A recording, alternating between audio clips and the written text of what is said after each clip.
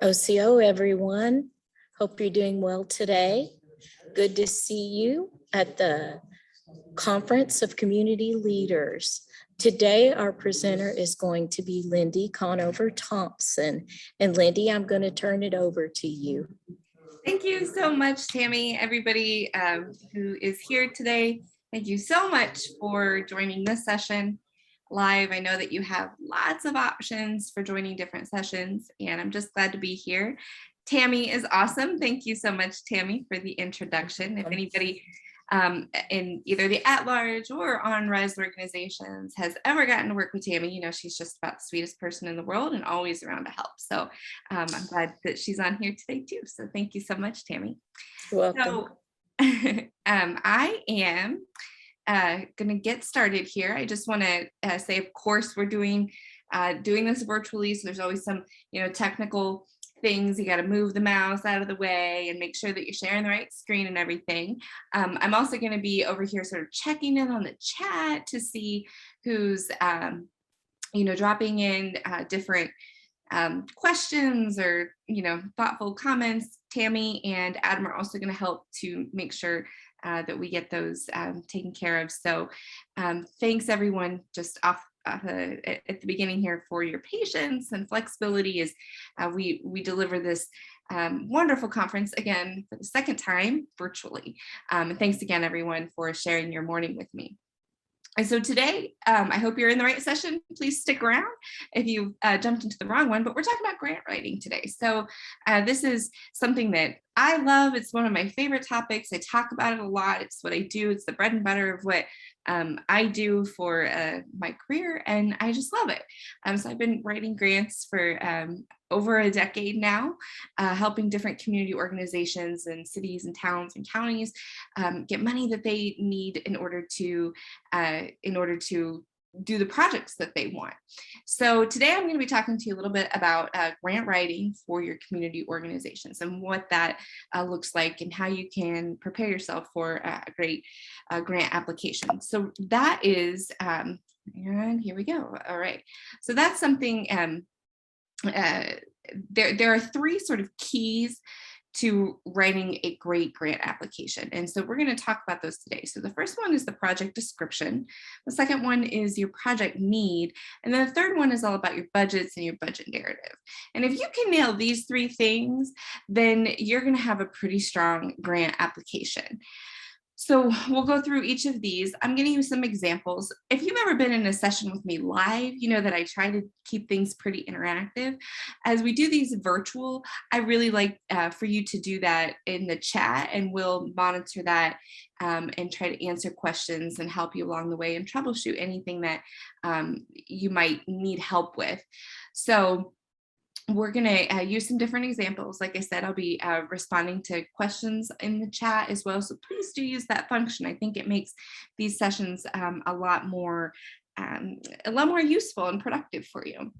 So we're going to go ahead and jump on in to project descriptions. And I think that the most important way to talk about a project description is to say that this is just a clear statement that tells the reader or the person scoring your application what your project is all about. Oftentimes, your grant application will ask you to describe your project sort of briefly at the beginning, and then sometimes you have an opportunity in the grant narrative to make it, several pages. Some federal grants, they'll be 15 to 30 pages long.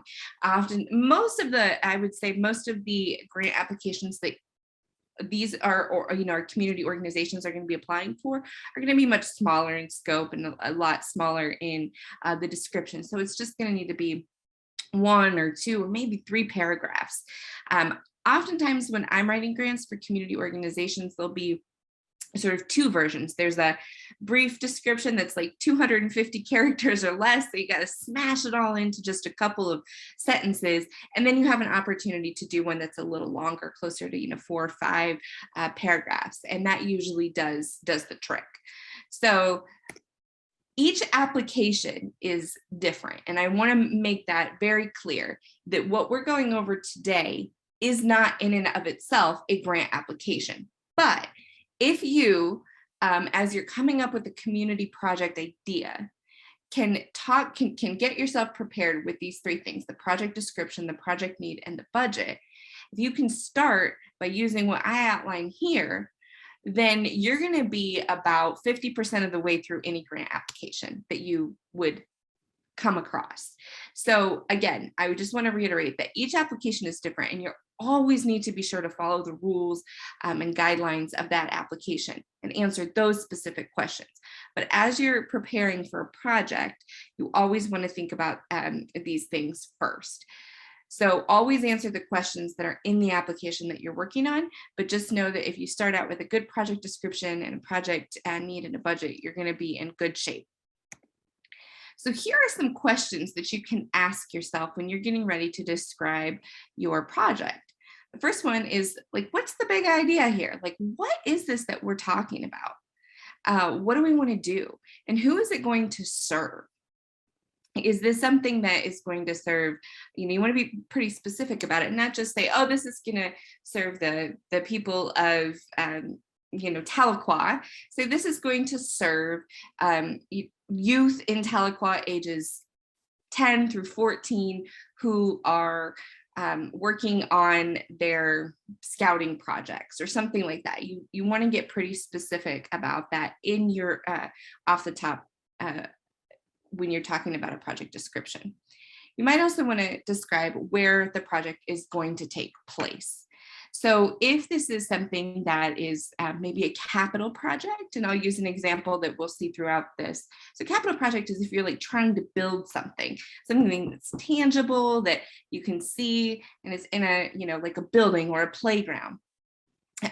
Sometimes you're doing a project that doesn't have, sort of something tangible to it, but it's rather just like a community service. That's a different kind of thing. But you would also want to describe when this is going to take place. Is it every Monday from, 4 to 5 p.m. after school? Those kinds of things. Just get really specific about where the project is going to take place. And then you need to get really specific about what it is that you actually need money for. I think this is the thing that I see when because sometimes I'm on rather than the writing side, I'm on the review side of it. And this is what I see really often, organizations kind of failing to articulate well, is what is it that you're actually asking the money for? And that's not just, oh, we need $4,000 to make the playground. It is, we need $4,000 to buy playground equipment. We're going to buy swing set and mulch, for example. I know that those are not accurate amounts, but just kind of off the top of my head. When you get clear about that, the funders and the readers are going to be much more interested in your project, and it's going to make it a lot clearer to them what it is that you're actually asking for money for. So I'm going to use an example here, and you'll see us use this throughout this presentation. So let's pretend for a second that I'm working on a grant application with the Riverside neighborhood, and they want to build a park, or they want to build a playground on part of this park. So in this hypothetical situation, what has happened is in this neighborhood, a local grocery store closed down, and this building is now vacant. And this happened, for several different reasons. Perhaps like the urban sprawl is happening and everyone's moving to the southern part of town, for example. And so these neighborhood grocery stores are moving out. So what you see then is that there's an empty abandoned building, and it's across the street from a park where there's a vacant lot, and then there are ball fields. A couple of baseball fields and maybe a basketball court, but there's a half-acre vacant lot.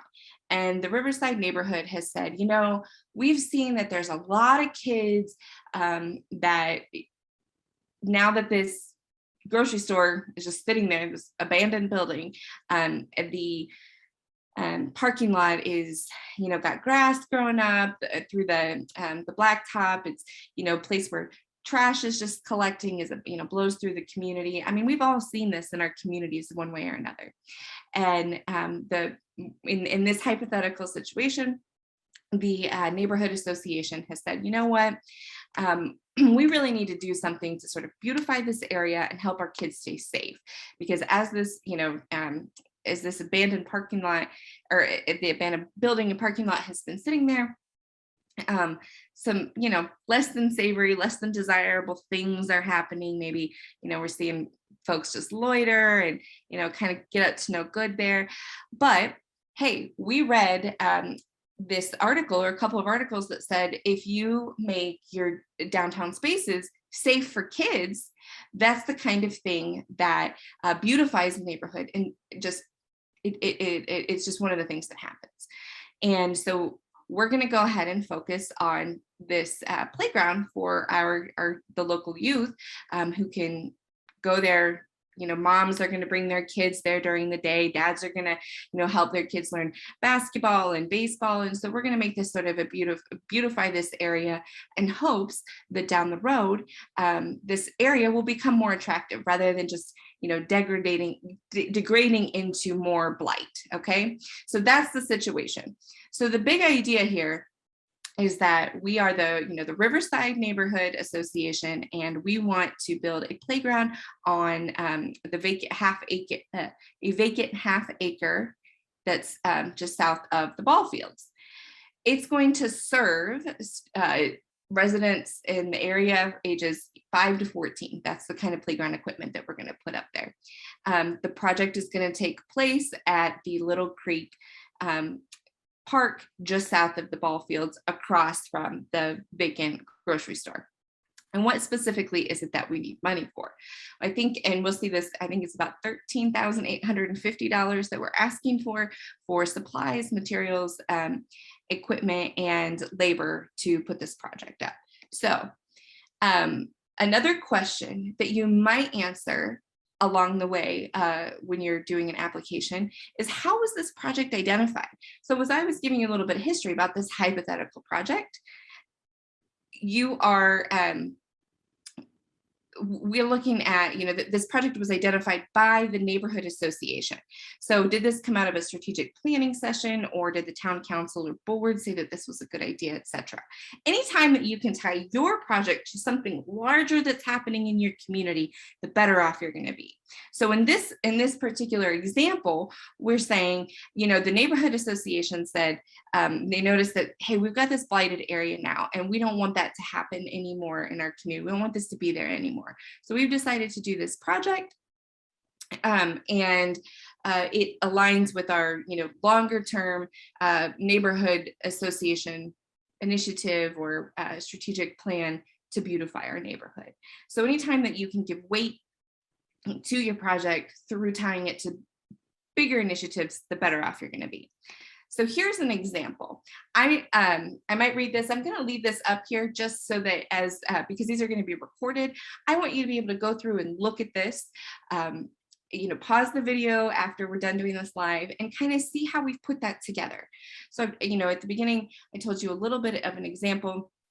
I give you a little bit of history of the situation, and here's how we would then just kind of take all this stuff that and start putting it into specific sentences that relate to one another, and then becomes a narrative. So here we go. Through this project, the Riverside Neighborhood Association. So here I want to point this out. We've said who we are and what we're doing. We're requesting $13,850 in grant funds to do what? Construct a playground in the Riverside neighborhood. And we know that the project is going to serve 120 children ages 5 through 14. Now, this is something that we might have gotten from the Census Bureau. So you can go and look at different census tracts and census block groups to find out how, what the ages of the residents are and how many are in there. And so that's something that you can go look up. So they're going to be ages 5 to 14 and primarily residents of the Riverside neighborhood. The park will be built on a vacant half-acre lot in Little Creek Park, south of the ball fields and across from a recently vacated grocery store. So here, that's where we're answering, where will this take place? Very specifically, the vacant half-acre lot at the park, south of the ball fields and across from the vacant grocery store. And here's where we say, this is specifically what we're going to use our funds for. Funds will be used to purchase supplies, materials, and to pay for labor and other services related to the project. Very simple sentence. And here is sort of a little bit, we're touching on why this project is needed, why this is important. The park will help to keep children safe, encourage outdoor activity and exercise, and will help to beautify our neighborhood and mitigate future blight. So that is, I mean, I think there's 4 or 5 sentences in here, and we've just said very succinctly in our project description how we take all of the stuff that has happened in our community and just made it into a tight little sentence that's our project description. And I almost guarantee you that any application that you have is going to ask for something very simple like this, where you're stating those key things. You know, how what's the idea, who is it serving, where will it take place, and what specifically do we need money for? If you and then it kind of gets at this project that this is a priority for the community. Okay, so now we're going to shift from the project description to the project need, and I'll do another little example at the end of that as well.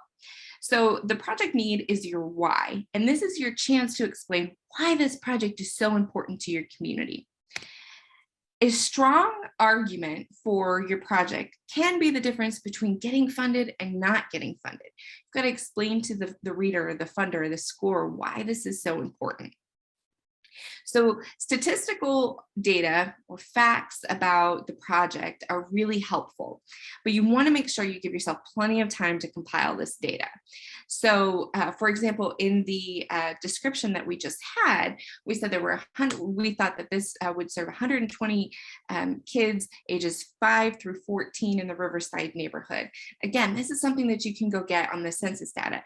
The census website. If you just Google census data, you can go in there and look up all kinds of things, including the ages of people in the area, things like that, the populations, average income, to kind of help support what's happening. But that can take a little while. Sometimes you have to collaborate with other organizations or agencies to get data. So you just want to make sure that you've given yourself plenty of time to do that. Here are some questions that you're going to want to ask yourself as you're getting ready to prepare your project need. Why do we need this project? Why is this important to the community? What's the purpose behind it? What happens if this project doesn't take place? And is there an important history that led to the need for the project?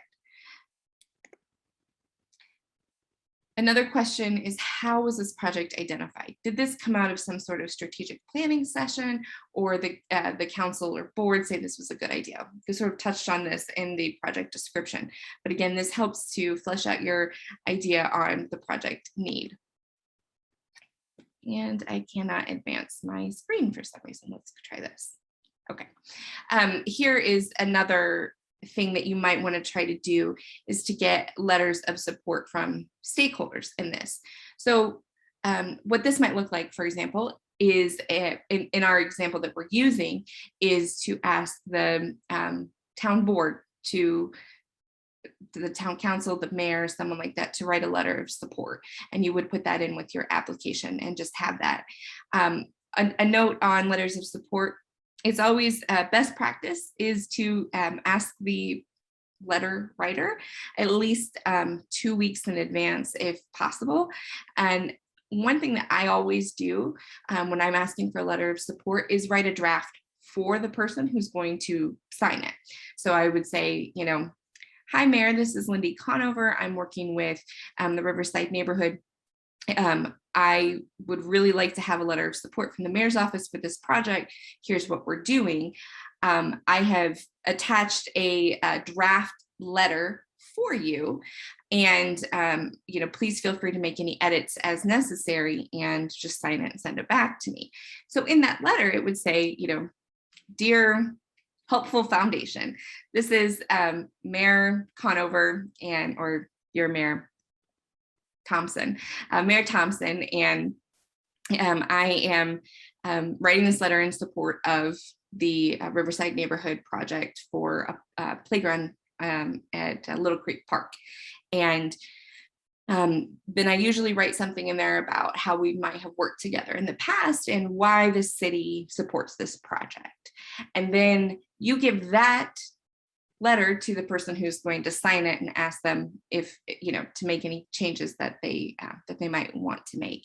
That is what I have always found is being the most effective way to get a letter back. 9 times out of 10, they don't really have any edits at all, but sometimes they do, and it just makes life a lot easier. So rather than just saying, I need a letter of support from you for this project, can you help? And expecting them, you kind of want to do the legwork for them, so it makes it a lot easier. And then you have the opportunity to kind of speak to the specific things that the application's looking for.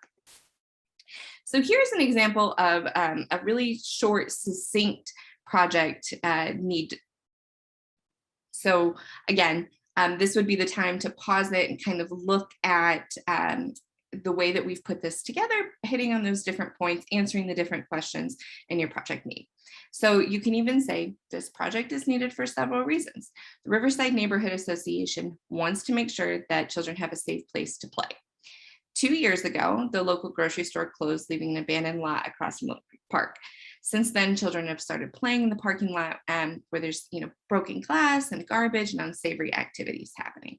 So here you're pointing out why this is so important. We want to make sure that children have a safe place. This is what's happening, and we don't want that to happen anymore. Based on recent studies showing the benefits of neighborhood playgrounds, see attachment A, the Neighborhood Association has prioritized constructing a playground for children to help keep them safe and active, and to promote a beautiful and safe neighborhood. Without the park, the association believes that additional degradation will happen. So let's break this down real quick. I'm going to go back here. So we said, we touched on, why do we need this project? We need this project because the kids are playing in the abandoned parking lot instead of somewhere that's nice and set up for them. So that's why we need it. What's the purpose behind it? It's to keep kids safe. The important history there is that the grocery store closed and it's not there anymore. And we also said what happens if the project doesn't take place. The additional degradation is going to happen. Did this come out of a strategic planning session? Well, we might be able to touch on that if, for example, the neighborhood association, had a special board meeting about this and said, we've got to do something about that. That would be important to include in here as well. If, hopefully you have gotten a letter of support from other local stakeholders there. And one thing that I also want to just point out here is that we have said, there's a recent study that shows the benefit of neighborhood playgrounds, see attachment A. So that's the kind of thing that I was talking about when I said, like, are there studies or factual data that supports whatever it is that you're trying to do? You would want to include that as well. Most of the time, grant applications give you an opportunity to add additional supporting information in there somewhere. So it's good just to collect that, have that information available, because it will always support your application one way or another.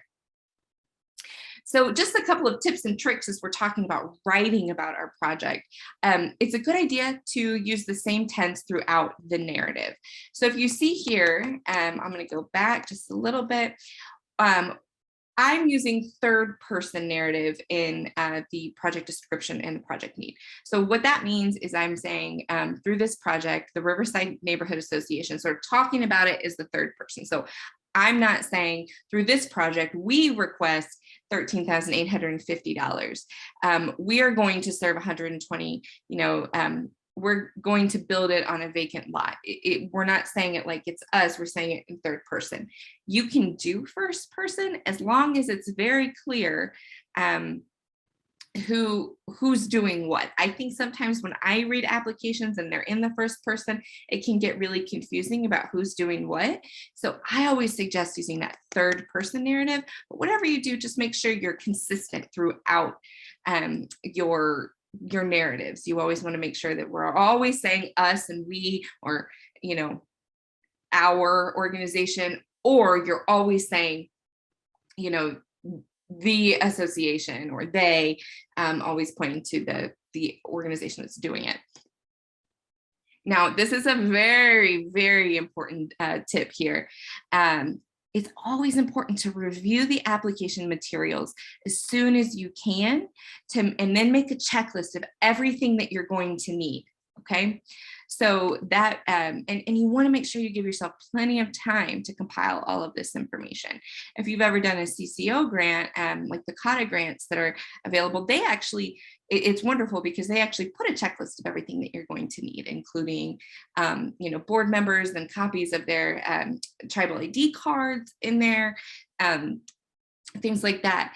But sometimes there's not a checklist included. And so that's where you've got to go through the application guidelines and the rules and instructions very carefully. And then if they don't have a checklist for me already, I just go on to Excel and start kind of make my own and check those things off as I go along.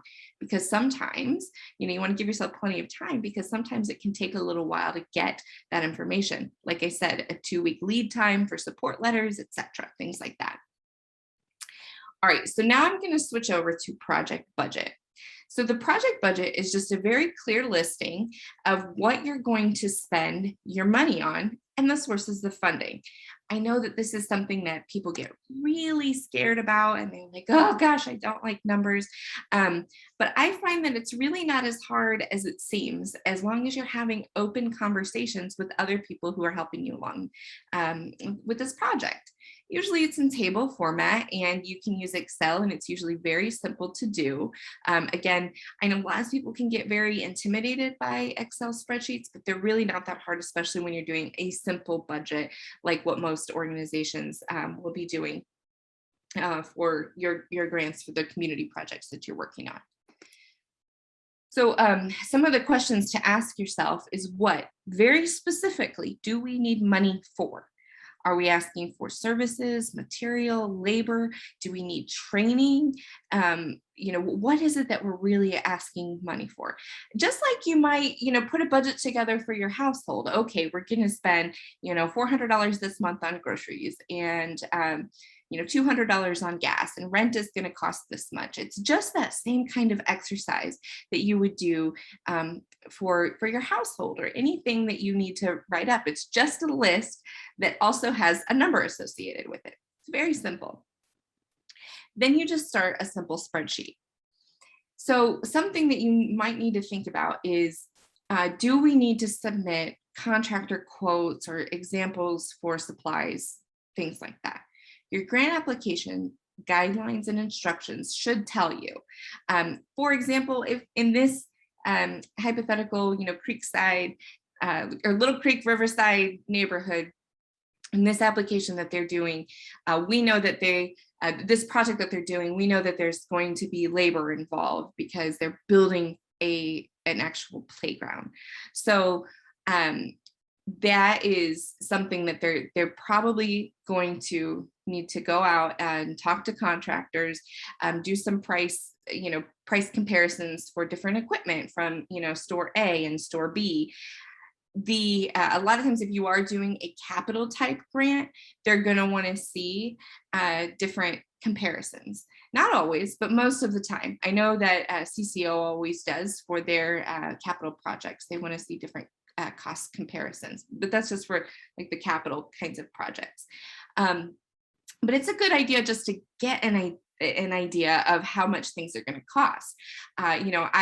For example, I might have, a really great idea to do a project on capacity building, and we need to hire a consultant, and you put $300 in there for a consultant to help you with your strategic plan, and then your grant gets approved, and then you find out that the consultant costs $5,000 and you did not put enough money in there. So anytime you're putting together a budget, it's good to be kind of doing your research on how much things cost, whether or not the application requires it. So another thing that your application is going to tell you in the guidelines and instructions is if there's what we call matching funds. Are they required, and how are we going to meet that? So matching funds are an amount of money dedicated to a project that can be used to leverage your grant request. Okay, so and not all grants require matching funds. It's completely up to the grantor how they do that. I know, for example, if you're an at-large organization who applied for the the COVID grants, the $2,000 COVID grants. There are, I just saw the chat, Arnetta said that the tables are intimidating. I understand they certainly can be. We're going to go through a budget table here that hopefully can help you sort of break things down.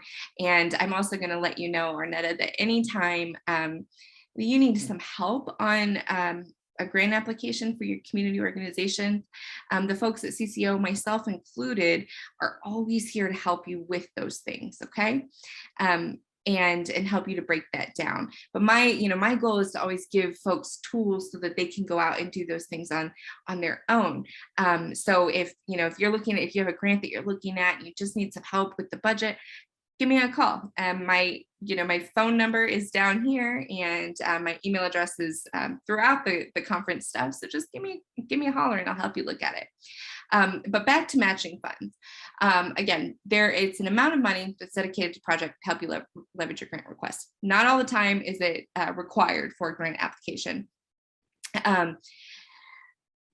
In the COVID grants that CCO did for the at-large organizations, and I think also the in-district organizations, any of those, there was no matching funds required, which is great, because then you don't have to figure out where we're going to get the rest of this money to come, to do. But let's say, for example, that you were applying for a $10,000 grant and it required 10% matching funds. What that would mean is that you have to put 10% of the request, you have to come up with that much money. It's kind of like your skin in the game. So they're saying, yeah, sure, we'll help you get there, but you've got to get yourself to a certain point. And again, if there are matching funds required, it's going to be in the guidelines, and it's going to tell you exactly how much is required for your organization to come up with. So sometimes they're required, sometimes they're not. Sometimes, I know I'm throwing a lot of different things at you. Sometimes those matching funds can be, they have to be like a cash match, and sometimes they can be in kind. That's something that you'll see a lot of times on grant applications, especially for the types of projects that our organizations are going to be applying for. And what an in-kind donation is any kind of services or goods that are donated to the project. We'll take a look at a budget example that talks about in-kind and matching funds here in just a second. But I just kind of want to, if people weren't familiar with the concept of in-kind, I want to just talk about that for a minute. And again, we'll go over an example in just a minute. For an in-kind match, you just need to make sure that you're determining a dollar amount that the donation equates to. And that can be pretty simple. If you're getting, for example, let's say some of the playground equipment donated, whoever is donating that usually has like fair market value for that. And you would just list that as a donation in that column and with the amount. Now, services can be a little bit different. Let's just say, for example, you've hired someone who's going to handle your social media for you. And normally they charge $100 a month to do social media. And instead of charging you $100, they're saying, I'm going to donate my time to you at a rate of $100 a week or $400 a month to help you with this. And you would put that in services or something like that, and say that the in-kind match is a $400 a month match, or for whatever specific project it is that you're looking for. And I'm going to advance. So it is important, if you have to do matching funds, to get creative in finding ways to help you meet the matching funds. You can do this through donations of goods or services, or just straight up cash if you have to do that. You can also look for sponsorships. This is something that I encourage our organizations to do a lot. And I think that it's an underutilized form of support, financial support for our organizations. Sponsorship is usually something like a store. Maybe they'll say, okay, we'll sponsor your event for $500, and we'll use it as sort of an advertising tool. And that's what a sponsorship is. So it's usually an agreement between the nonprofit organization and a local business, and in turn for giving you the money, you advertise for them. So there's different, typically different sponsorship levels. So you can have like a high level, a mid-level, and a low level. And as they increase the amount of money that they're sponsoring you at, their promotion is bigger, for example. So that's something that I always encourage our organizations to do, because I think it's a way to get more involved with the community and get more folks hearing about the project or the program. And then finally, you have board support. Now, this is one I remember I was doing a training actually for CCO a few years ago. And I had said, you can always ask your board members for money. And a lady in the back shot her hand up and she said, wait a second, I already give so much of my time and, putting together, the bake sales and, baking cookies and, cleaning the community building. And now you're asking me for money too. And I think this is one where the size and scope of the organization really determines the level of the type of involvement that a board member has. So sometimes you're like bigger organizations like the United Way or the Ford Foundation, these giant foundations. Board members are there to help your organization make money by giving money or by making sure that you're connected to people who have deep pockets and can donate just lots of money. In our smaller organizations, the board members usually have a very different role, which is more along the lines of organizing things and putting their time and talents in. So I wanted to just be very clear on that, because I do think that the board support role is very different depending on the size and scope of your organization. But it is something, if you have someone who maybe has a little bit more financial means, that you can ask them to help fund a project or help get matching funds for a project. Now, I touched on this a little bit when I was talking about sponsorships, but if somebody is donating any time or money or has sponsored your project officially, it's important to publicly acknowledge that. Now, a note on that, I know I just said you need to be sure to publicly acknowledge that. Sometimes very, very infrequently, but sometimes a donor will say, I don't want any public acknowledgement. I don't want you to post it on the posters at the ribbon cutting or at the event that I had anything to do with this. I just want to be anonymous. And so it's just important to ask your sponsors that as well as you're going through this. Okay, so let's take a look at the budget. And Arnetta, I hope this helps. I'm going to take a quick look at the chat and take a quick drink of coffee. Okay, Joshua asked if we could get a copy of the presentation. Yes, I think that will be available. And Joshua and anybody who's watching this on the replay, there will be a replay available, so you can always take a look at it from there. Okay, so we've talked a little bit about our hypothetical Riverside Park project here. And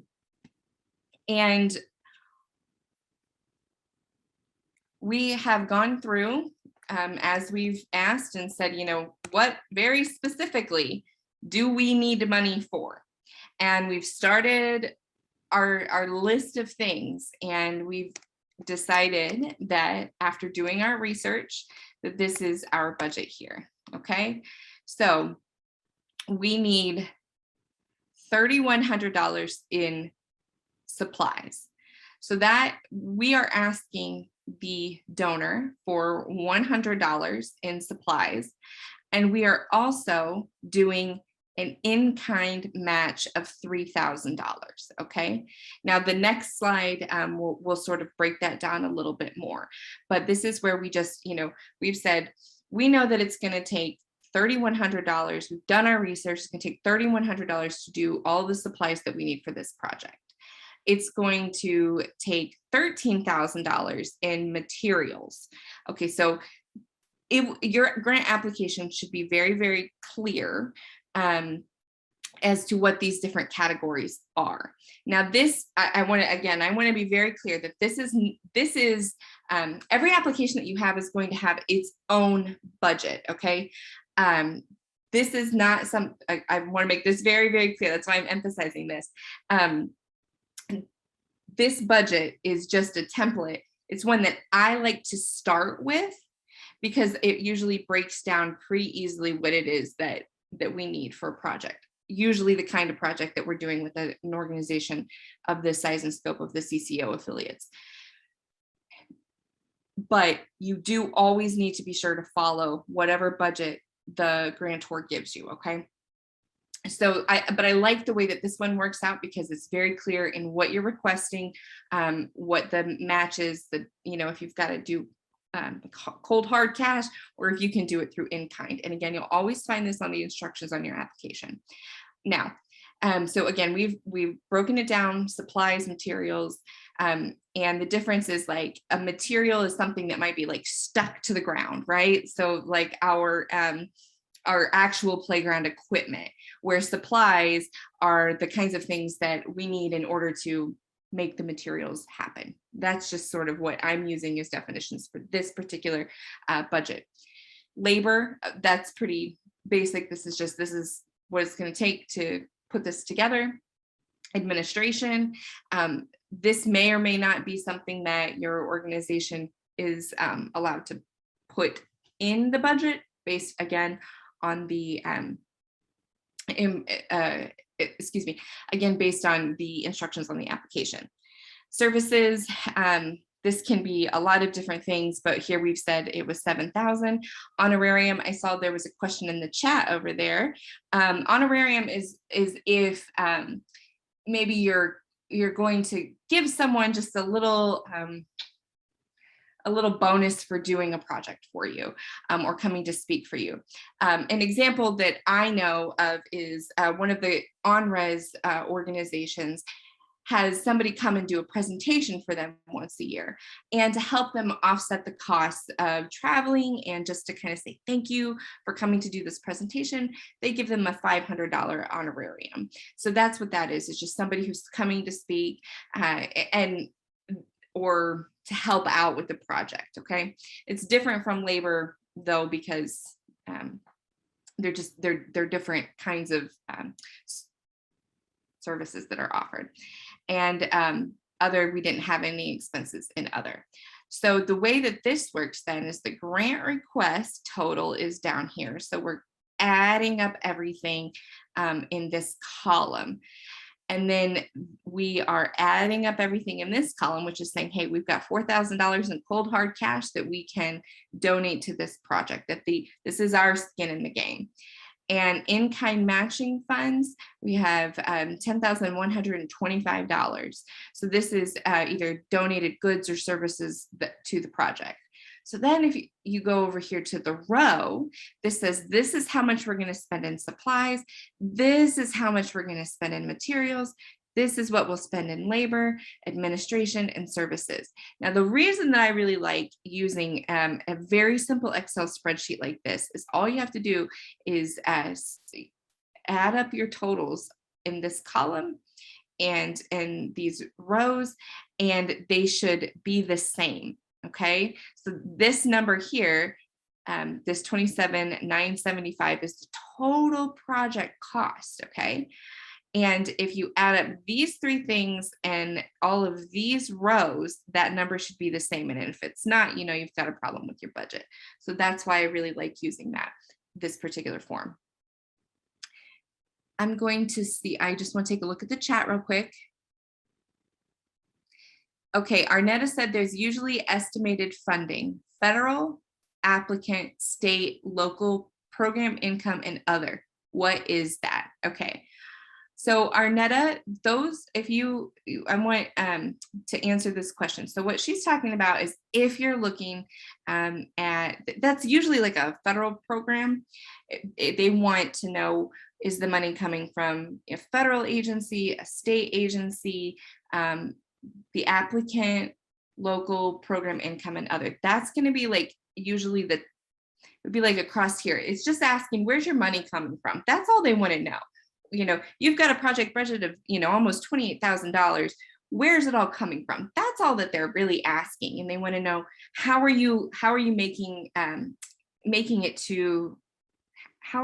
your organization collecting the money? Where's it all coming from so that you can get to your project budget? Arnetta, if you have any specific questions, feel free to give me a holler, give me a call, email me. Anybody ever that needs help with this, feel free to reach out to me on budgets, okay? So often along with your budget is what we call a budget narrative. And this is just a statement, usually in full sentence form, that says how much you're going to be requesting, how much you're putting in, and the source of these figures.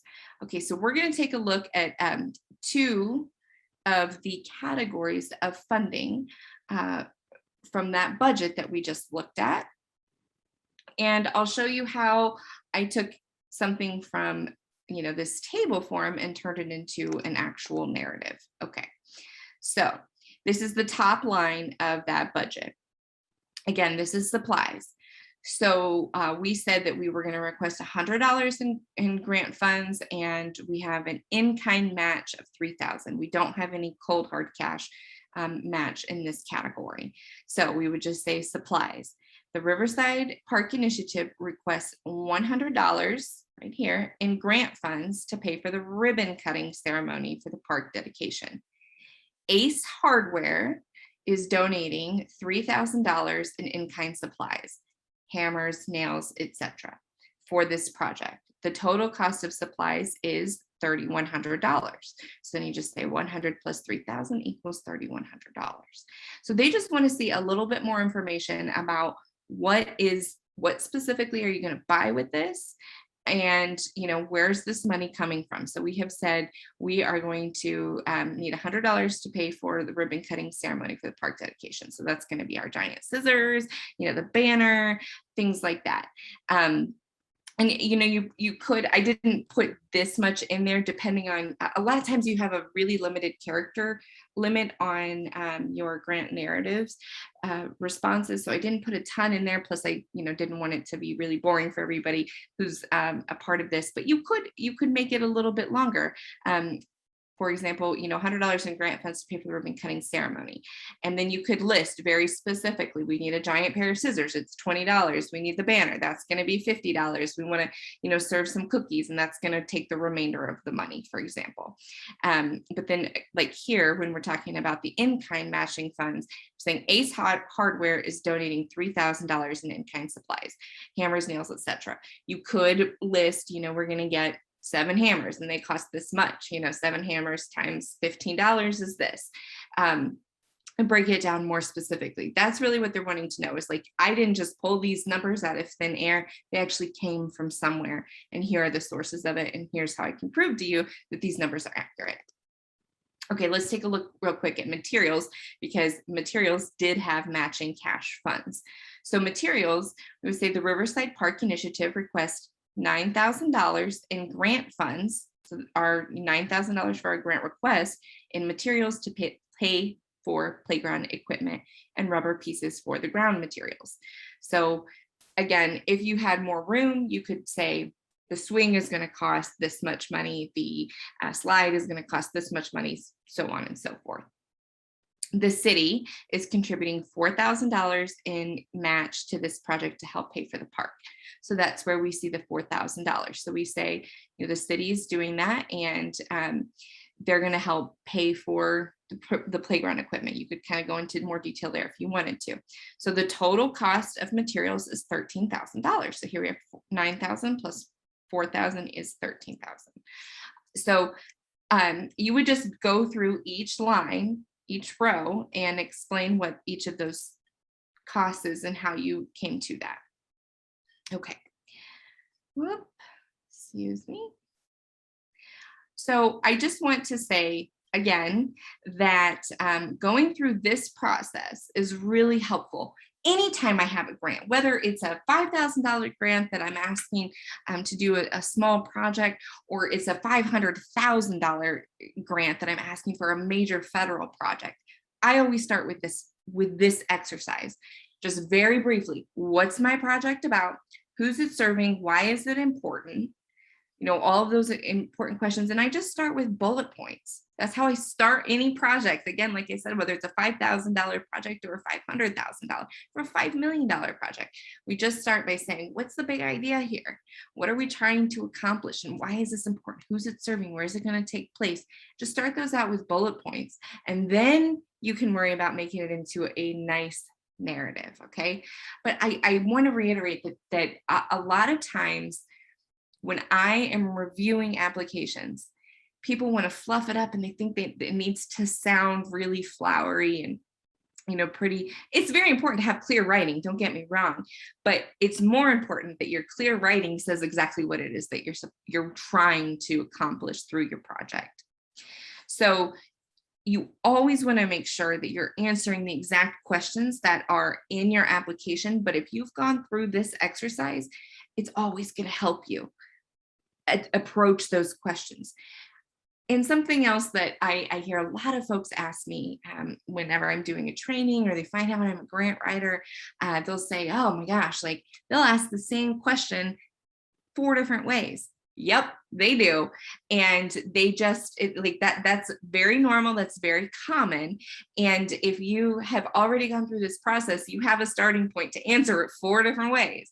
And sometimes you end up with a little bit of redundancy, and that's okay. You don't want to copy and paste your answer every time, but it is okay when you might have to reuse one sentence or just kind of change a sentence a little bit to answer the question better. It's very, very important, though, that you're actually addressing what it is that the question is asking. When I am scoring applications sometimes and I score them low, it's because whoever has prepared the application, whoever has answered the question, didn't actually answer the question. So if it's asking, why is this important? And instead you give me a history about your organization, I'm not going to score that very high because you didn't answer the question. So I just want to point that out, that it's really important to actually answer the questions that are asked in each application, and that going through this process that I just took you through, where you're doing your project description, your need, and your budget, is a great way to prepare you for any grant. So with that, we have about 8 minutes left. I'm going to see if there are any other questions. So please pop those in the chat as you have them. I'm trying to see here how many people. Okay, so we have about 18 participants on this call. So please feel free to, like I said, pop your questions there in the chat that you might have about this. And otherwise, I'm going to ask Tammy, and I'm going to put her on the spot. So I'm sorry, Tammy, please forgive me. I know you will, because again, you're so nice. Tammy, if you have any general thoughts about applications that you've received as part of your that you sometimes read, questions that you get a lot from organizations about CCO grants or anything else, anything that you would like to say about that? No, I think you've done a really good job, Lindy, of explaining. It's just really important to answer the questions as they are asked. Just follow the instructions and step by step, just answer them one by one. You did a really good session, Lindy.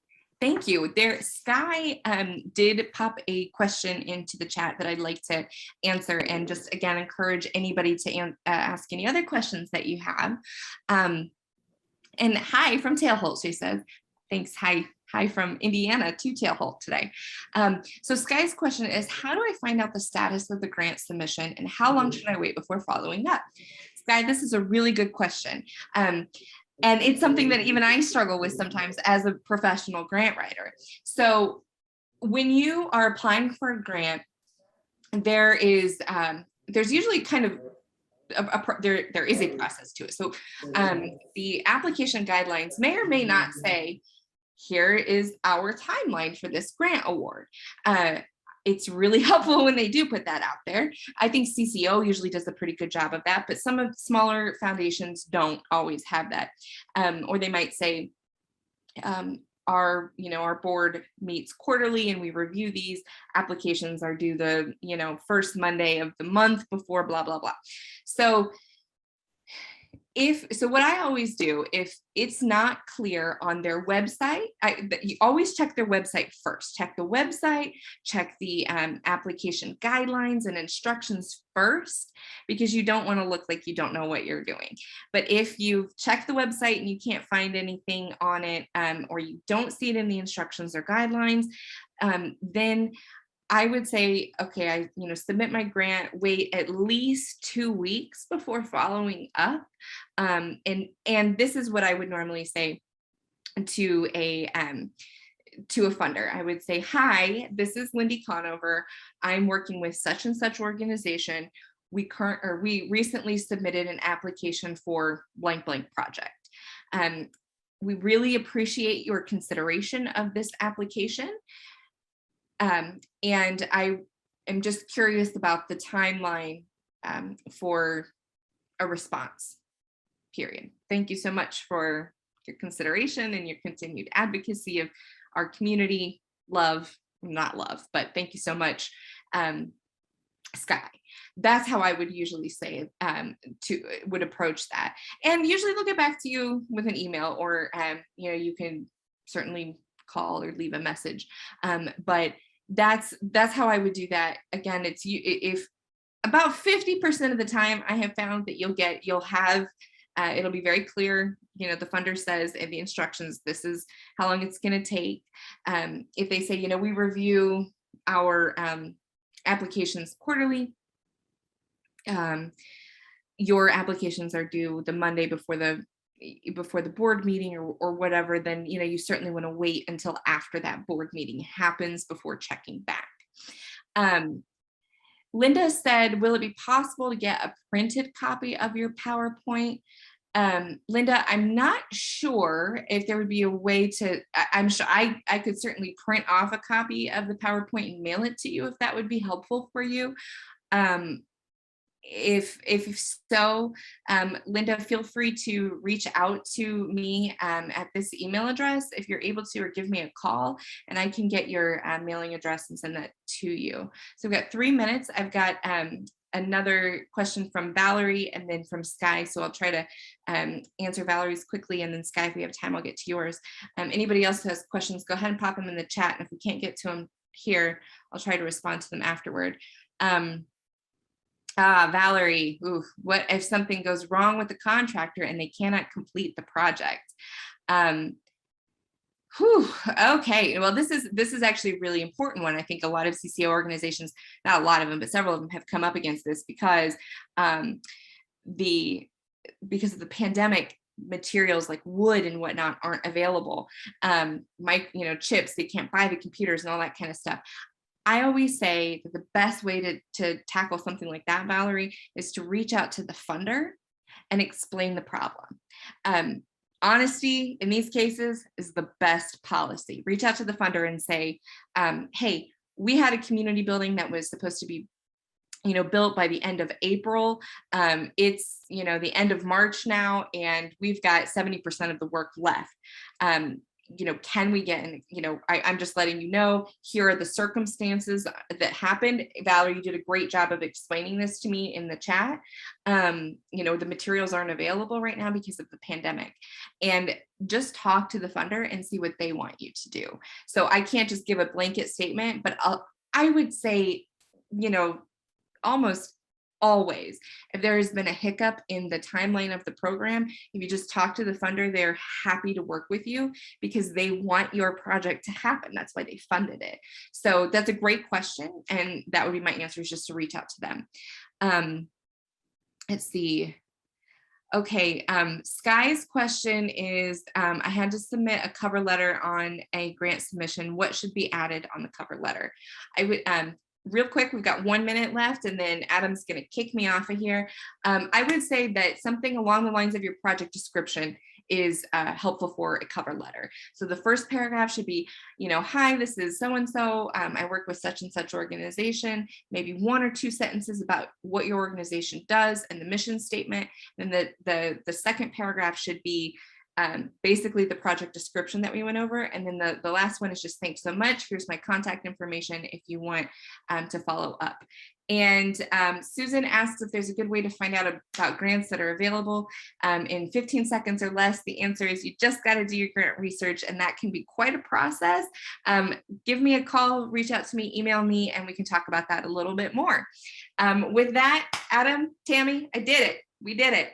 All right. Thanks, Lindy. Thank you so much. Thanks, everybody. I hope you have a great day.